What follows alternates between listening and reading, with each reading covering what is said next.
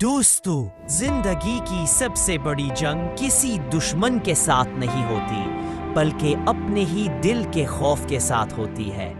ایک نوجوان تھا جس کے خواب بہت بڑے تھے، لیکن جب بھی وہ قدم بڑھاتا لوگ اس پر ہنستے، کہتے کہ یہ ممکن نہیں۔ وہ چپ رہتا مگر دل کے اندر ایک آگ جل رہی تھی۔ ایک دن وہ پہاڑ پر چڑھنے نکلا۔ راستہ کٹھن تھا، پتھر پھسلتے تھے، سانس رکتی تھی۔ نیچے لوگ آوازیں دیتے، واپس آ جاؤ، یہ تمہارے بس کی بات نہیں۔ مگر وہ رکا نہیں، ہر ٹھوکر کے بعد اٹھتا رہا، ہر زخم کے بعد مسکراتا رہا۔ جیسے جیسے وہ اوپر جاتا گیا اس کی تنہائی بڑھتی گئی۔ کوئی ساتھ نہیں تھا مگر اس نے ہمت نہیں چھوڑی۔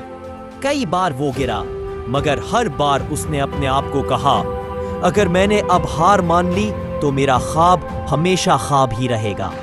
آخر کار جب وہ چوٹی پر پہنچا اور نیچے دیکھا تو وہی لوگ حیران کھڑے تھے جو اسے ناممکن کہہ رہے تھے۔